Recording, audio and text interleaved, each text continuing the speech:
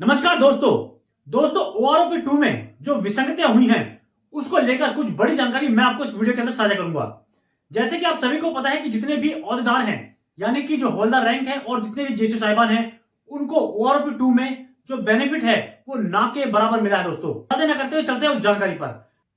जैसे कि आप सभी को पता है कि ओआरओपी 2 के अंदर भी ओआर जेसीओ और ऑर्डिनरी जो रैंक्स के जो जेसीओ साहिबान हैं उनके वर्ग के दोस्तों उनकी जो है अनदेखी की गई है। साथ ही अगर बात करें उनकी जो पेंशन है, डिसेबिलिटी पेंशन है और जो पे मैट्रिक्स लेवल है उसके अंदर भी दोस्तों बदलाव करने की बहुत जरूरत है।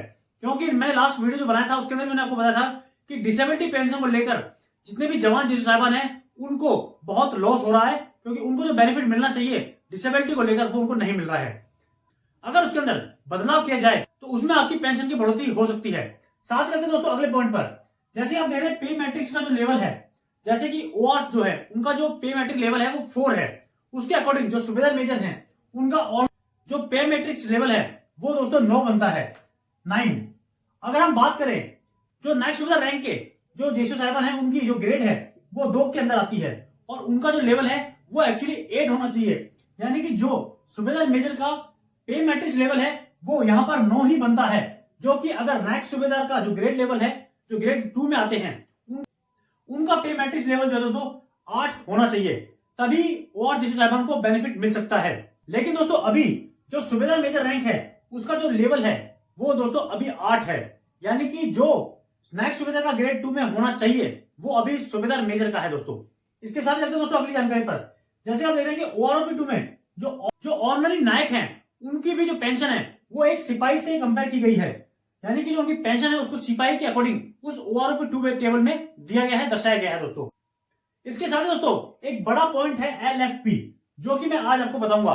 काफी पेंशन होंगे जिनको कि इसके बारे में नहीं पता होगा।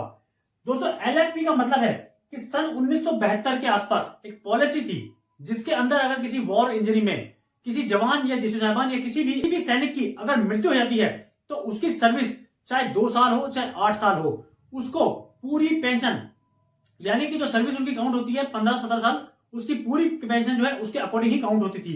तो इस जो पॉलिसी को दोस्तों नहीं दिखाया गया है, उसमें ओआरओपी 2 में इसको शामिल नहीं किया गया, 7th पे कमीशन में इसको शामिल नहीं किया गया था, जिसके कारण आपको आज इस चीज का नुकसान हो रहा है। दोस्तों इसके बाद दोस्तों चलते हैं जो कि सर्कुलर नंबर 555 जो कि ओआरओपी 1 में था और ओआरओपी 2 में 666, जिसको लेकर जो ट्रेंड स्टाफ थे दोस्तों उसके ऊपर वो उन्होंने जो है प्रिपेयर नहीं किया गया और ये जो है सीजीडीए ने भी इसको जो है कंफर्म किया है। दोस्तों इसके बाद दोस्तों ओआरओपी में जो विसंगतियां हैं उसको लेकर जो आपका मैक्सिमम और जो मिनिमम औसत है इसका जो फॉर्मूला लेकर गया है दोस्तों वो भी गलत तरीके से किया गया है, क्योंकि जो आपका फॉर्मूला है वो मैक्सिमम पेंशन को लेकर तय करना चाहिए था और साथ ही उसको अपर स्केल को जो है उसी के अकॉर्डिंग जो है दोस्तों तय उसको किया जाना चाहिए था, आपको मैक्सिमम जो लेवल है उसको लेकर। दोस्तों जैसा कि आप सभी को पता है कि जितने भी ओआर जेसीओ साहिबान हैं वो या तो 17 साल सर्विस करके जाते हैं या फिर 28 साल, 24 साल या 30 साल या 32 साल, लेकिन जो उनकी एज है वो उनकी एज 60 ईयर्स नहीं होती है, जबकि वो उससे पहले ही रिटायर हो जाते हैं। तो जो उनकी पेंशन है उसको भी अगर 60 साल मद्देनजर रखा जाए तो भी उनकी जो पेंशन में बढ़ोतरी हो सकती है, तभी ओआरओपी 2 में जो विसंगतियां हुई हैं उन सभी को फायदा मिल सकता है। इसके साथ दोस्तों इसका जो अगला पॉइंट है वो है फिटमेंट फैक्टर।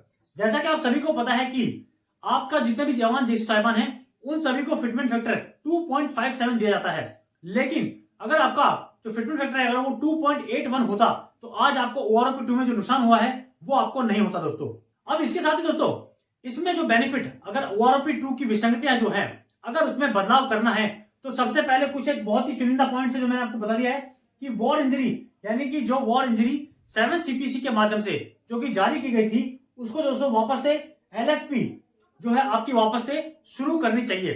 साथ ही आपकी जो डिसेबिलिटी पेंशन है उसमें भी बदलाव करना चाहिए दोस्तों। और जैसा कि आप सभी को पता है कि मिलिट्री सर्विस पे को लेकर ऑलरेडी जो है केस दायर किया गया है, याचिका चल रही है सुप्रीम कोर्ट में, उसकी जो है हियरिंग्स हो रही हैं। तो दोस्तों उसमें भी आपका अगर मिलिट्री सर्विस पे में इक्वल होता है तो आपको ओआरओपी 2 में इसका जरूर बेनिफिट मिलेगा दोस्तों, क्योंकि आपको सभी को पता है कि 2024 में वापस से ओआरओपी 3 आने वाली है और इन सब का बेनिफिट पाने के लिए ये जरूरी है दोस्तों कि इन चीजों में बदलाव हो, तभी आपको ओआरओपी 3 में जो कि आने वाली है उसमें बेनिफिट मिल सकता है। फिलहाल आपको पता है कि ओआरओपी 2 को लेकर बहुत सारे पेशेंट जो है अभी तक जंतर मंतर धरने पर बैठे हुए हैं, जिनको तकरीबन 45 से 50 दिन हो गए हैं दोस्तों, लेकिन इसको लेकर अभी तक कोई अपडेट नहीं निकल पाई है। इसके साथ ही दोस्तों चलते हैं अगले पॉइंट पर। जैसे कि आप सभी को पता है कि नायक सूबेदार जो कि 2006 से पहले जो ऑर्डिनरी नायक सूबेदार थे उनको भी OROP 2 से संबंधित जो है बेनिफिट मिलना चाहिए दोस्तों। इसके साथ ही आगे वाला जो पॉइंट है दोस्तों वो है एक्स ग्रुप, उसकी जो पेंशन टेबल नंबर 7 और नंबर 8 उन दोनों में अंतर है दोस्तों, तो इसको लेकर भी विसंगतियां जो है साफ तौर पर देखी जा सकती है OROP 2 के अंदर। दोस्तों इस विसंगतियों को लेकर अब MOD और गवर्नमेंट ऑफ इंडिया को इस बारे में सोचना चाहिए और इस पर जो है इस पर संज्ञान लेना चाहिए दोस्तों, तभी OROP 3 जो कि आने वाली OROP 2 में जो विसंगतियां हुई हैं उसमें जो है बदलाव हो सकता है, अगर MOD और गवर्नमेंट ऑफ इंडिया इसमें कुछ बदलाव करे या अपनी रणनीति में कुछ और चेंजमेंट हो दोस्तों। फिलहाल जो अपडेट आ रही थी वो मैंने आपके साथ साझा कर दी दोस्तों। इसके साथ ही और भी जो जानकारी आएंगी आपके लिए वो मैं ऐसे वीडियोस के माध्यम से साझा करता रहूंगा दोस्तों। तो साथ ही मेरे चैनल को सब्सक्राइब करना मत भूलिए। फिर मिलेंगे एक नई जानकारी के साथ में, तब तक के लिए नमस्कार दोस्तों।